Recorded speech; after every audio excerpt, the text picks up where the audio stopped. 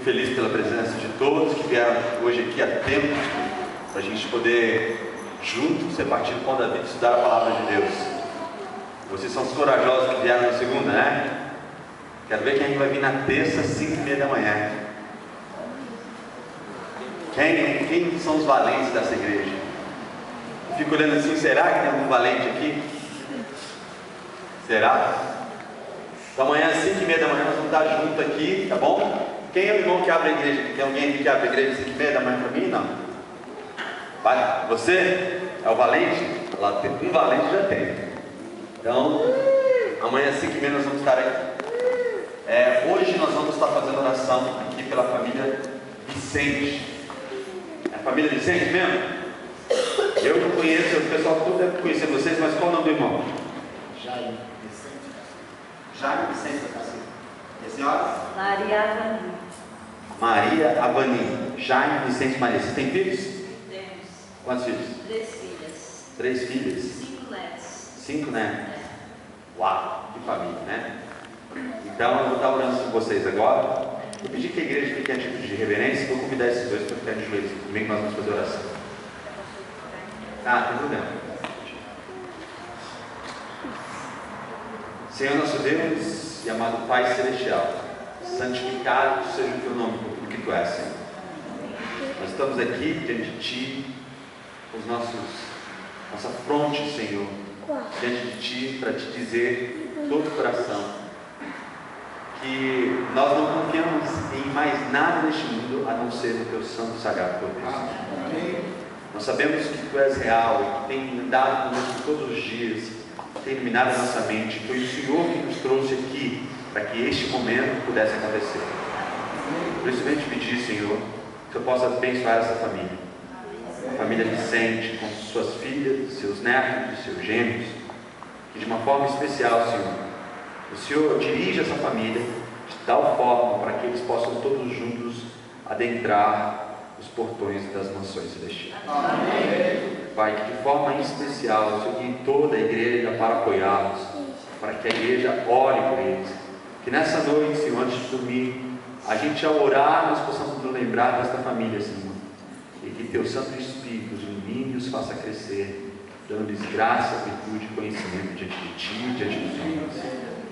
Concede-lhes a graça, Senhor, de terem seus netos encaminhados no caminho do Senhor. Amém. Concede-lhes a graça de terem suas filhas, Senhor, todas nas mansões celestiais junto de Cristo, Senhor.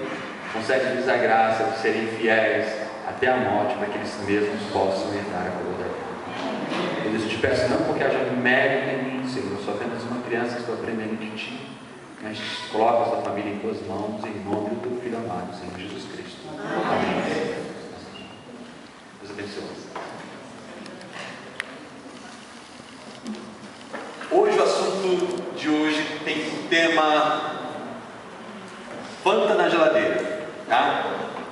Esse é o título do sermão de hoje. E nós vamos começar em 1 Samuel capítulo 16, verso 14. 1 Samuel capítulo 16, verso 14.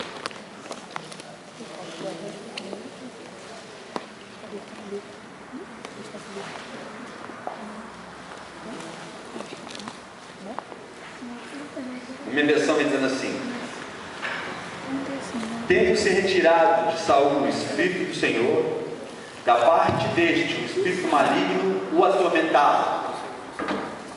Pergunta: da parte de quem vinha o Espírito maligno? Da parte de quem? Não, a igreja, vamos esperar a igreja achar. Quem achou diz amém. Quem não achou diz misericórdia. Vamos esperar esse misericordioso aí. Vamos lá, 1 Samuel capítulo 16, verso 14. É muito importante você ler o texto. Está escrito assim: tendo-se retirado de Saul o Espírito do Senhor, da parte deste, de quem? Do Senhor, o Espírito maligno atormentava. Então o Espírito maligno vinha da parte de quem? Do Senhor? Sim ou não? Era do Senhor que o Senhor tinha mandado o Espírito maligno? Sim ou não? Deixa eu mudar a pergunta para ficar mais claro. Deus manda espírito maligno sobre alguém? Sim ou não? Hein? Vamos lá, igreja, me ajuda. Vou perguntar de novo. Presta atenção na pergunta. Não é para cochichar agora. Ó, ouve. Deus manda espírito maligno sobre alguém? Sim ou não? Não. Então tá, vamos ler agora o versículo 23 para a gente confirmar, para ver se é isso mesmo que está escrito aqui. Versículo 23. Põe lá, irmão. Então, dizendo assim: sucedia que quando o espírito mal, da parte de quem? De Deus, vinha sobre Davi, sobre Saul, quer dizer, Davi tomava a harpa e a tocava com sua mão. Então Saul se sentia livre e se achava melhor. O espírito mal se retirava dele. O espírito maligno foi da parte de quem? Da parte de quem? Então deixa eu perguntar novamente. Deus manda espírito maligno sobre alguém? Sim ou não? Já mudou? Não. Eu para mim não. Então Deus manda espírito maligno sobre alguém? Sim ou não? Agora eu vou perguntar assim: o que é que está escrito aí no texto? Deus manda ou não manda? Tem pessoas que confiam na palavra, tem outros que não. É interessante, eu tenho um amigo, pastor César Guadalinho. Ele tem uma filha. É interessante que a filha dele, certa vez, estava em casa e a mãe estava guardando no armário algumas coisas, uns cheques e um dinheiro. Aí a filha falou assim: mãe, por que você está guardando isso daí aí? E a mãe respondeu: ah, filha, é para o ladrão não pegar. Tá? Fica quietinha, vê se tu vai contar para o ladrão que o dinheiro está aqui, tá bom? Aí ela assim: tá bom, mãe. Aí que ela fez? Ela saiu dali e foi lá do lado de fora. Lá de fora tinha uns pedreiros trabalhando. Aí ela chegou perto do pedreiro e falou assim: moço, o senhor é ladrão? E o pedreiro falou assim: não, minha filha, não sou ladrão não. Ah, então deixa eu te contar, minha mãe colocou os cheques e o dinheiro lá na máquina, viu? O que precisou para ela confiar naquele pedreiro? A palavra dele. Apenas ele deu a sua palavra. E tem pessoas que confiam no que está escrito na palavra. E o que é que está escrito na palavra? Deus manda ou não manda espírito maligno sobre alguém? Deus permite. Deus, mas ele está dizendo o quê? Sucedia que quando Davi tomava a harpa, quando o espírito mal da parte de Deus vinha sobre Saul, Davi, da parte de quem? É da parte. Agora, tem como compreender isso. Existe maneira de compreender isso. Mas para compreender isso, nós vamos ter que estudar outro texto. Abram comigo agora suas Bíblias em 1 Reis, capítulo 22. Vocês sabem que a Bíblia deve ser estudada. 1 Reis, capítulo 22. E quando a gente estuda a Bíblia, nós não podemos basear as nossas doutrinas em apenas um versículo. É assim ou não é? Nós não podemos acreditar numa coisa apenas porque uma parte isolada da Bíblia está dizendo uma coisa. Nós temos que achar vários versículos que falem a mesma coisa. Aliás, existem 3 princípios básicos se você quer estudar a Bíblia e entendê-la. Você tem que respeitar pelo menos 3 princípios básicos de hermenêutica. E quais são eles? O primeiro deles, a Bíblia, só a Bíblia e nada mais do que a Bíblia. Segundo, um texto fora do contexto gera um pretexto. Então você tem que sempre respeitar o contexto em que o texto foi inserido. E terceira regra: para você dizer alguma coisa da Bíblia, você não pode encontrar apenas um versículo isolado. Você tem que ler vários versículos em toda a Bíblia que confirmem aquela verdade. E é isso que nós vamos fazer hoje. Vamos estudar a Bíblia para entender se Deus manda espírito maligno sobre alguém ou não. Capítulo 22 de 1 Reis, verso 34. Falou aí, viu o telão? 22, 34. Lá me dizendo assim: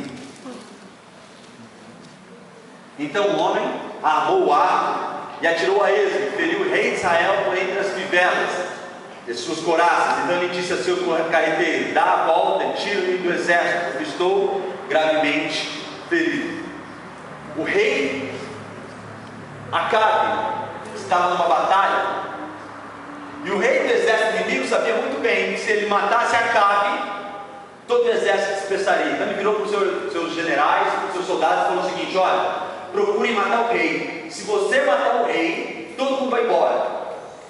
Só que Acabe sabia que ele corria risco de vida, por isso ele se vestiu com a melhor armadura que existia no reino, uma armadura toda encoraçada, difícil de qualquer coisa penetrar nela, e ele estava disfarçado, não estava como rei, ele estava como soldado, mas com uma armadura muito boa.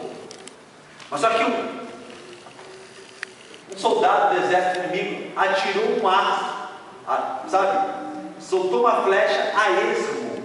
A Bíblia está falando que ele não mirou em ninguém, ele apenas atirou a flecha, e aquela flecha atingiu exatamente no lugar da armadura do rei Acabe, que era que alguma coisa podia penetrar. Pergunta: isso foi uma coincidência? Sim ou não? Sim ou não? Segunda pergunta: existem coincidências? Sim ou não? Existe esse negócio chamado coincidência? Sim ou não?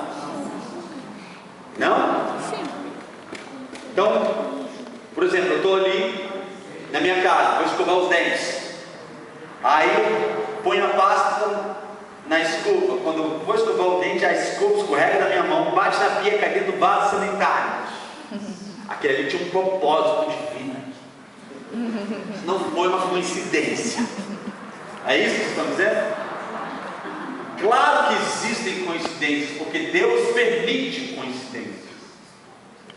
Deus permite. Só quando a questão é vida ou morte, bênção ou maldição, salvação ou perdição, Deus nunca permite coincidências. A Bíblia fala que nenhuma árvore cai de uma árvore sem que Deus permita.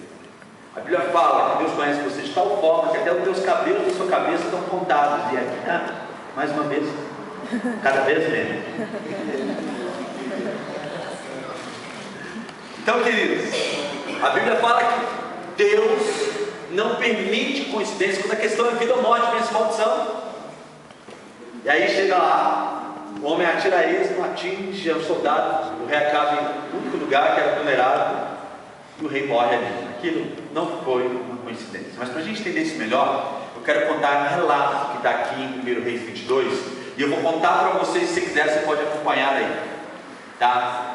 Passaram-se 3 anos sem ter guerra entre a Síria e o povo de Israel. O povo de Israel naquela época estava dividido em 2 reinos, vocês lembram muito bem? O reino do norte, cuja capital era Samaria, e o reino do sul, cuja capital era Jerusalém. O rei do sul era Josafá e o rei do norte era Acabe. Geralmente os reis não conversavam entre si, mas Acabe e Josafá conversavam porque eles eram amigos. Afinal de contas, Josafá tinha casado com uma das filhas de Acabe, e de vez em quando ele vinha visitar o seu sogro. Quando ele veio então visitar seu sogro, o sogro virou para ele e falou assim: olha lá a nossa cidade, Ramote de Gileade. Ramote de Gileade foi tomada de nós pelo rei da Síria, e nós não vamos fazer nada? Nós vamos deixar isso assim, sem fazer nada? Então Josafá fala assim: não, rei, vamos lá tomar nossa cidade de volta. Meus soldados serão como os teus soldados, e meus cavaleiros como os teus cavaleiros. Vamos tomar nossa cidade de volta. Mas Josafá é um pouco mais espiritual, né? E perguntou assim: mas antes da gente ir, será que não tem ainda algum... a gente não poderia consultar a palavra do Senhor? Será que não tem um profeta que a gente possa consultar? Aí Acabe falou assim: claro que tem. Mandou chamar uns 400 profetas que ele tinha no reino dele. 400 profetas que profetizavam com Baal, homens que eram pagos para falar aquilo que o rei queria. Eles sabiam que se deixar de concordar com aquilo que era a vontade do rei, cabeças rolavam. Então ele mandou chamar aqueles 400 profetas e perguntou para eles: nós vamos para Ramote de Gileade à batalha? E todos eles diziam: sim, nós vamos à batalha, pode ir, rei, o senhor vai dar certo, o senhor vai triunfar se você for para a batalha. Só que Josafá era um pouquinho mais espiritual, como eu falei. Ele pegou e falou assim: mas peraí, não tem nenhum profeta do Senhor? Ele diz assim, ele chega a dizer o nome de Deus, de Jeová, de Adonai, a quem a gente possa adorar, a gente possa consultar esse profeta. Não tem nenhum profeta de Jeová? E Acabe fala: tem sim, só um sobrou, mas eu não gosto muito dele não, porque a profecia dele, quando é pro meu lado, é sempre ruim. Ele chega a dizer assim: ele, quando profetiza para mim, a profecia dele sempre é ruim, então eu não gosto de consultar esse cara não. Então Acabe, Josafá falou assim: não fale o rei assim, manda chamar o homem. Quando o mensageiro foi lá chamar Micaías, o os 400 profetas ficaram aqui num frenesi, fazendo festa e comemorando já a vitória do rei Acabe. Eles colocavam chifres na cabeça, um chifrava o outro, depois dizia: assim, rei, você vai esquarnear os chifres, os sírios, até que todos os destruir. E o mensageiro que foram chamar Acabe, a Micaías, já chegou lá para Micaías e falou assim: olha, o rei, os 400 profetas lá falaram que se o rei for para a batalha, tudo vai dar certo e vai ser bem sucedido. Vê se você fala a mesma coisa, senão você vai acabar morrendo. E Acabe, e Micaías, quer dizer, muito macho que ele era, né? Falou assim: não, que Deus mandou falar isso para o cara. E quando chegou no versículo 17, 1 Reis, capítulo 22, verso 17 agora, vamos lá, olha para você ver o que acontece. Então foi levado Micaías diante do rei Acabe e ele disse: vi todos, não, verso 17 não, vamos ler verso 15. Então, vindo ele ao rei, este lhe perguntou: Micaías, iremos a Ramot-Gileade a peleja ou deixaremos de ir? E ele respondeu: sobe e o farás, porque o Senhor a entregará nas mãos do rei. E o rei lhe disse: quantas vezes te conjurarei que me diga só a verdade em nome de Deus? Os teólogos não estão muito certos a respeito disso, mas a gente tem uma desconfiança que Micaías, quando chegou diante do rei, ele foi irônico, sarcástico. Já viu o filho quando chega o pai e fala assim: pai, eu quero ir naquela festinha? E o pai fala: não. Mas eu quero, pai. O pai fala: não. Pai, mas eu quero, ter que ir nessa festinha. O pai fala: não. E o filho insiste, ele vira para ele: vai então para você ver o que vai acontecer. Vai para você ver o que vai acontecer. O pai daquele filho vai? Não. E Micaías usou uma certa ironia parecida com essa diante do rei Acabe. O rei virou para ele e perguntou: tem que ir para Ramot-Gileade? E Acabe falou assim: vai, pode ir para você ver o que vai acontecer. E até o rei percebeu que ele estava mentindo. Falou para ele: quantas vezes eu tenho que falar para você que fala a verdade? Eu tenho que ir para a batalha ou não? Então agora no verso 17, Micaías fala a verdade para o rei. Olha o que no verso 17 ele diz. Ele fala assim: então, no verso 17, então disse ele: vi todo Israel disperso pelos montes, como ovelhas que não têm pastor. E disse o Senhor: estes não têm dono, tornem cada um em paz para a sua casa. O que Micaías estava profetizando? Ele viu os exércitos do povo de Israel dispersos como ovelhas que não têm pastor. Por que não tinha pastor? Por quê? Porque o rei ia morrer. O que Micaías estava predizendo para o rei? O que Micaías estava dizendo para o rei? Você vai para essa batalha, você vai morrer. Era isso que ele estava falando, né? Então Micaías é o rei. No verso 18 ele reclama. Olha o que ele fala, verso 18. Desculpe. Então o rei de Israel disse a Josafá: não te disse eu que ele nunca profetiza a meu respeito o que é bom, mas somente o que é mal? Só que Micaías não parou com a profecia dele. Agora vem a parte interessante da profecia de Micaías. Verso 19, presta atenção nisso agora, tá? Micaías prosseguiu: ouve, pois, a palavra do Senhor. Viu o Senhor assentado no seu alto e sublime trono, e todo o exército do céu estava junto a ele, à sua direita e à sua esquerda. Perguntou o Senhor: quem enganará Acabe para que suba e caia em Ramot-Gileade? Um dizia dessa maneira, e outro de outra. Então saiu um espírito e se apresentou diante do Senhor e disse: eu enganarei. Perguntou-lhe o Senhor: com o quê? Respondeu ele: sairei e serei um espírito mentiroso na boca de todos os seus profetas. Disse o Senhor: tu enganarás e ainda prevalecerás. Vai. Então a tradução vem dizendo: sai e faz assim. Como entender a visão de Micaías? Deus está sentado no seu alto e sublime trono, e à sua direita milhares de anjos, à sua esquerda outros milhares de anjos, talvez moradores de outros mundos habitados. Então Deus vira e fala: olha, eu estou cansado de Acabe. Vocês têm visto e acompanhado comigo a vida de Acabe. Acabe tem feito um monte de maldade diante de mim. Ele tem perseguido um profeta meu. Ele casou-se com uma prostituta e tem levado o povo de Israel a se prostituir diante de outros deuses que não existem. Deus vira para os seus anjos e fala: estou cansado de Acabe. Acabe matou um homem para ficar com a sua vinha. A minha taça de misericórdia para Acabe já acabou. Eu quero fazer com que ele caia no trono. Como nós vamos fazer isso? Deus pergunta. E uns anjos diziam, ou alguns seres lá diziam, desta maneira. E outros diziam, de outra maneira. Quando de repente apareceu do céu um espírito. Que espírito é esse desse aí? Espírito do quê? Espírito da mentira. Pergunta, existe no céu o espírito da mentira? Sim ou não? O que está escrito aí? Apareceu aonde? Está escrito aí, apareceu no céu o quê? Espírito da mentira. Que espírito é esse? Quem é o pai da mentira? Satanás. Satanás se colocou no meio dos filhos de Deus, e lá diante dos filhos de Deus, ele falou assim: eu vou lá, vou enganar a Acabe, vou fazer ele cair. Tá? E o que Deus falou? Deus falou assim, ó, vai. Em que tempo, em português, está essa fala de Deus? Está no subjuntivo? Está onde? No imperativo. O que é imperativo? É uma ordem. Deus diz para ele, vai. E o Espírito foi, mentiu pela boca dos profetas, Acabe foi para a batalha lá e morreu. Como entender a visão de Micaías? Como entender?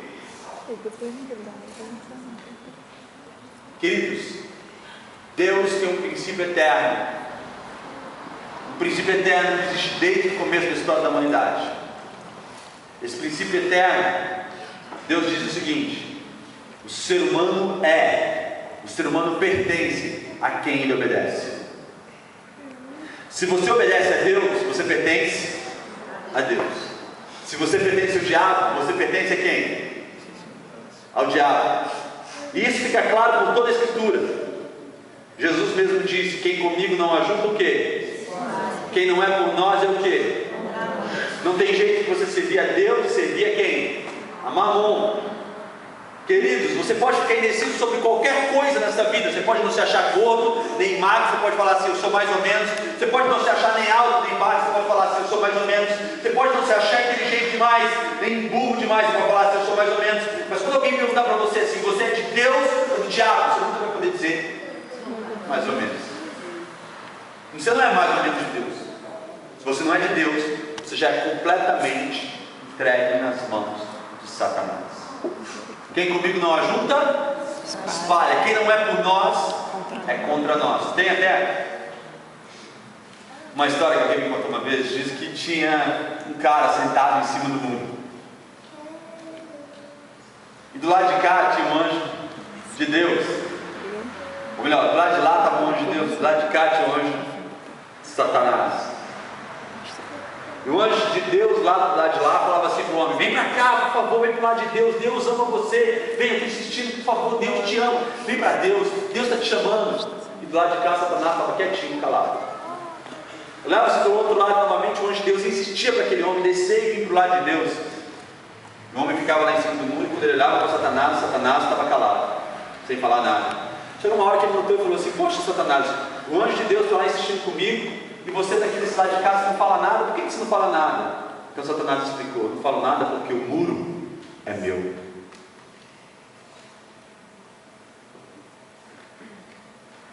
O muro é meu.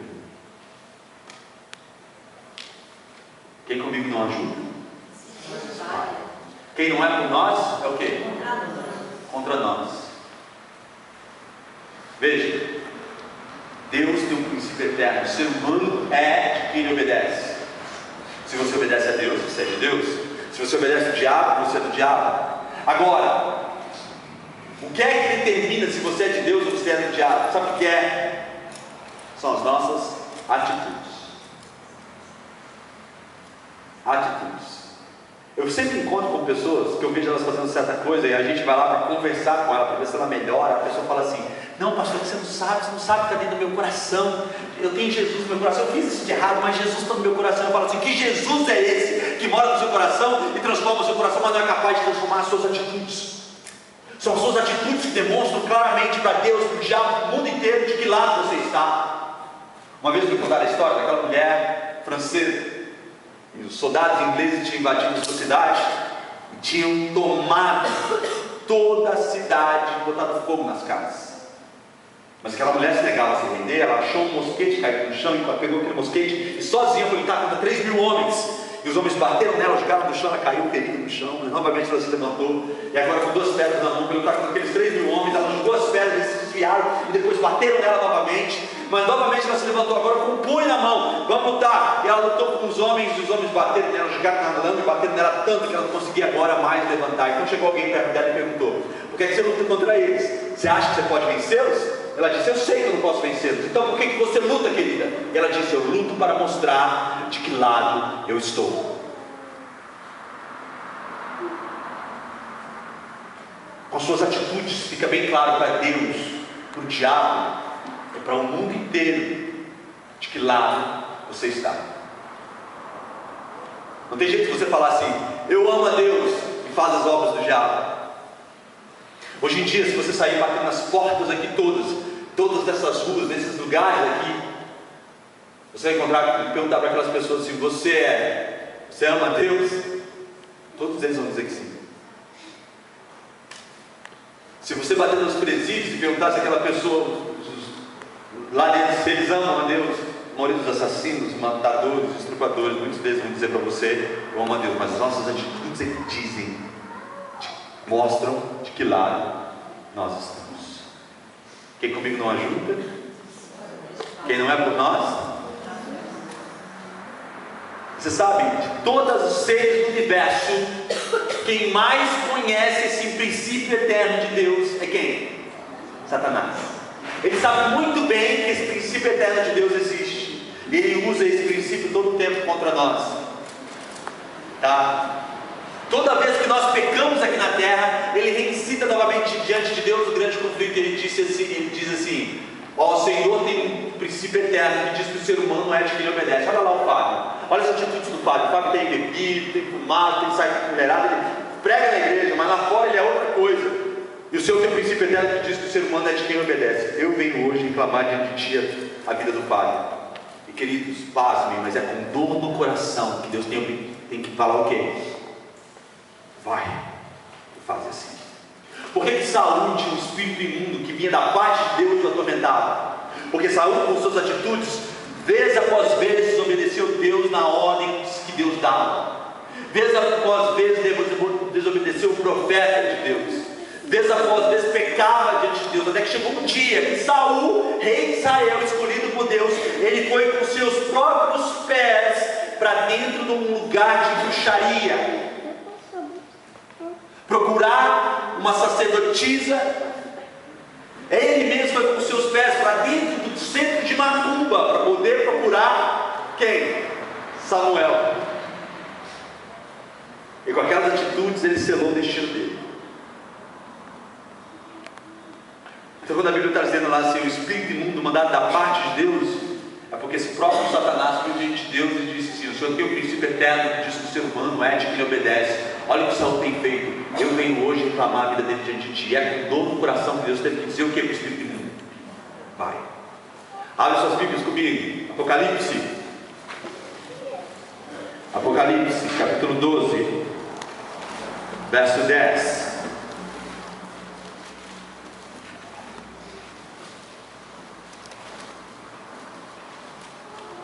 Então ouvi grande voz do céu proclamando: agora veio a salvação, o poder e o reino do nosso Deus e a autoridade do seu Cristo, pois foi expulso o grande acusador dos nossos irmãos, o mesmo que os acusa de dia e de noite diante do nosso... Qual o trabalho especial de Satanás? Nos acusar diante de quem? De Deus. Todos os dias o trabalho especial de Satanás é nos acusar diante de Deus. Todos os dias ele reincita o grande conflito diante de Deus. Olha lá o que o Fábio tem feito, olha lá o que a Daiane tem feito, olha o que o Halley tem feito. E ele vem e nos acusa diante de Deus. Mas são as muitas misericórdias de Deus a razão de nós não sermos o quê? Destruídos.